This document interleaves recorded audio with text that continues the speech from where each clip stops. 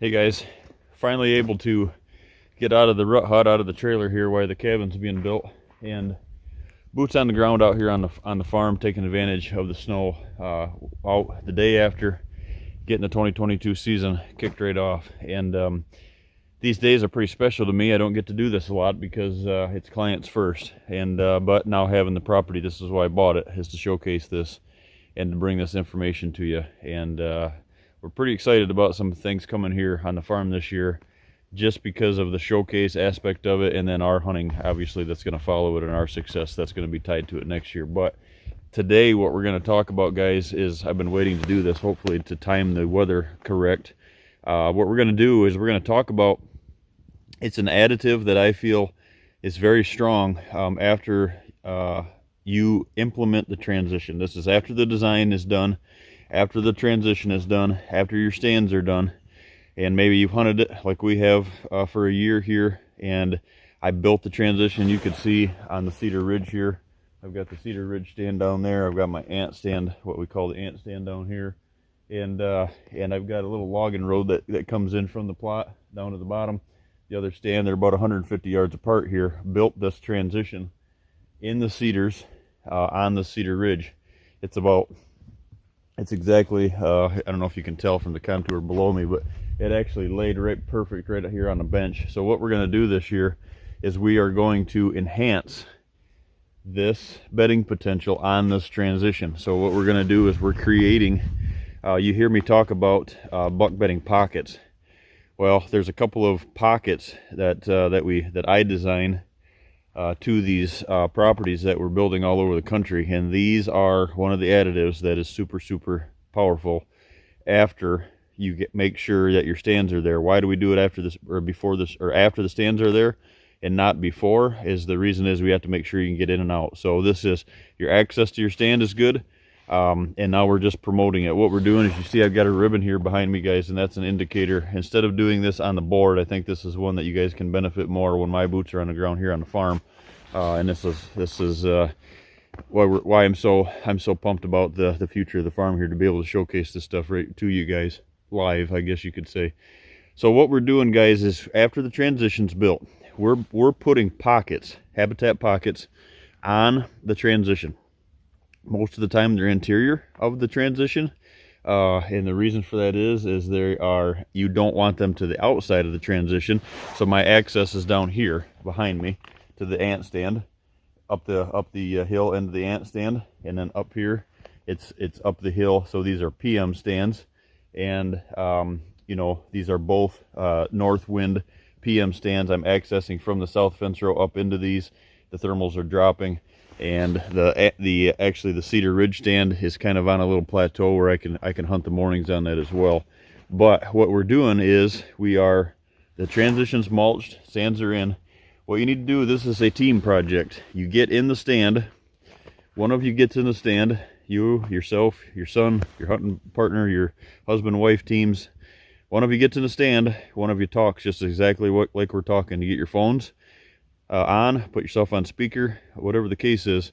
Put one in the stand, one starts at the licking branch, and one starts walking this way. So we'll do this as we're talking, kind of show you exactly what I'm doing here, guys. So we're going to go down here to the ant stand.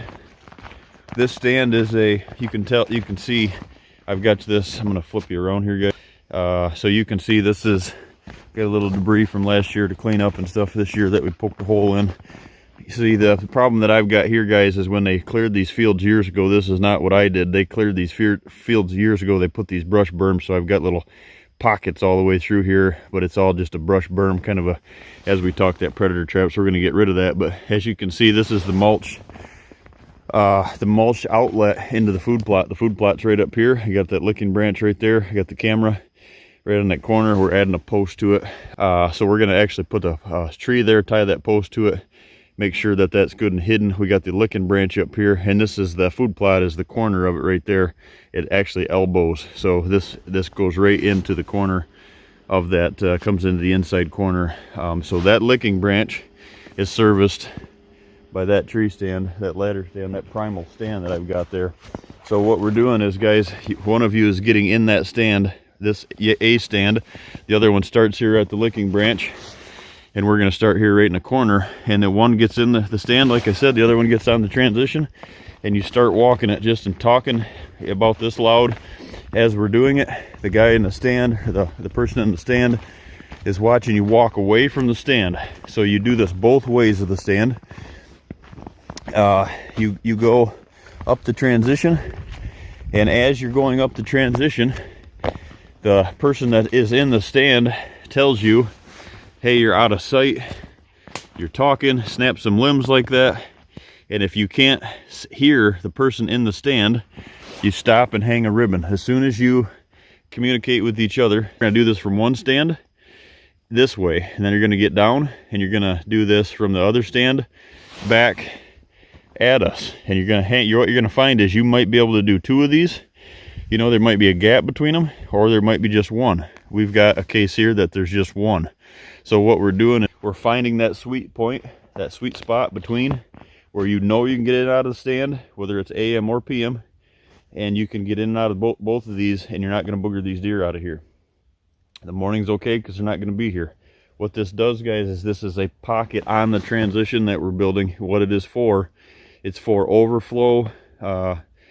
It's for overflow does, and it's for overflow immature bucks. And what you're doing is you're just sucking more of the drama out of the core and placing it here in its habitat pocket. And what this does is, because we're hunting this on a north wind that's coming from the food plots down into here, and we've got more bedding areas that we're going to show you. I've got more doe bedding that's right along all the way up through here on the food plot. And we're adding these pockets in where, though, obviously we don't have doe bedding already. And what that does is this wind comes from the food plot, dumps down in here. This pocket that we're going to create is here, and it sets up more buck cruising because they're behind it. They're scent checking these areas as they're cruising, and they end up following the transition, and it just promotes more cruising buck activity. So very powerful tool. This is a team effort, boots on the ground team effort. Once you put these ribbons in, now we go, what do? I've got cedars here. So what I'm going to do is, I'm not obviously going to extract all the cedars. I need thermal cover. Wherever we're putting pockets, wherever we're putting bedding, we're leaving thermal cover. Not a lot of thermal cover, but we have to have, you know, the further south you go, the less important it is, but it's still important. So I do not want to go through here and cut all these cedars out. I want to cut enough cedars out that we get that sunlight pocket that's right there to transfer in here where we need. Now, these are about 30 to 50 feet in diameter, 30 to 50 feet in diameter. I'll show you some of these on the design, guys. This is how I build these on the transition. Lets the sun in, and you can see right there as we're talking, there's a bed right up there, about 25 yards in, 20 yards in here from the transition. It's where they're wanting to bed. We're not trying to reinvent the wheel, we're trying to promote the wheel. So what we are doing is we're popping these cedars out. There's a dead ash there that's going to come down. Popping these cedars 30 to 50 feet in diameter. If you don't have any thermal cover when you're left, place spruce in there. I like to leave about in those 30 to 50 feet pockets, whether they're internal buck bedding pockets only, or these overflow or these habitat pockets out here on the transition, guys. I like to make sure there's about 3, maybe 4, 3 for sure. Thermal protection as of cedars. Leave them in there. What you do by doing that, guys, is you extract the cedars, and what I'm going to do is I'm actually going to pull them out and put the debris and everything out in internal pockets that I'm building and reclaiming a field, and we're going to do some work on some internal switchgrass pockets and stuff like that we're building. And so I'm going to take the debris out. We're going to take the log out of them, post or whatever they end up being, take the top and get it out of here, so you don't have any more of what we've already got from the previous landowner, a bunch of brush piles and berms and stuff. Can you pile it? Yes, you can. If you mulch these, guys, just make sure that when you're in here, what you don't want to do is you don't want to just mulch everything. So what I'm doing is I'm popping the cedars out, some of the cedars, leaving the thermal cover like we said. I'm going to take the larger cedars out, leave the small cedars. And then what I've got is I've got a bunch of maple. I've got some gray dogwood in here. I've got a couple little oaks actually coming, and I'm gonna try to leave all of this stuff that's larger than silver dollar size up to 4, 5, 6 inches, whatever the case is. I'm gonna leave all that. I'm going to try not to ruin it, because once all them cedars are out, now you can see I've got stem, but I don't have proper stem count and density, so all that stuff is going to get hinged, and it gets hinged away from the transition, not over the transition. And we're going to make that 30-foot pocket, and we'll show you these as we go and we build these. You know, we'll do another video on what they look like when they're built, but this is one of the videos I want to touch on today, guys. We're out here on the farm finally going over this stuff. So remember, these are habitat pockets on your transition. Notice I'm not calling them buck bedding pockets or doe bedding pockets, because they're overflow pockets, and boy, they work very well. I've got many clients that are using them right now and having great luck with them. It's something that I've always done, but never had a you know, the place to showcase it. So here we are bringing it to you from the farm. And so remember, don't put them too close to your stand locations. Even if you have to tweak the stand locations a little bit, guys, give yourself some room. This one here is tight.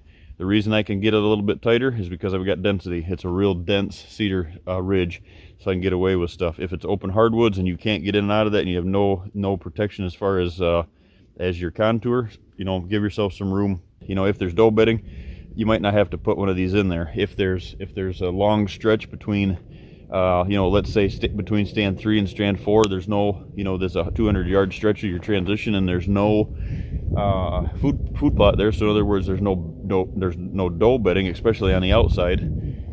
What we want to do is you want to put these pockets in to get the wind in your favor. Put them on this side. The wind's coming from the core. They're scent checking it as they're moving this transition. It's on the side of their face, and boy, they're making time. Little do they know you're on the outside of it. Perfect situation. Just remember your thermals and how it lays out on the transition. Is it an AM? Is it a PM stand? Make sure that axis is correct.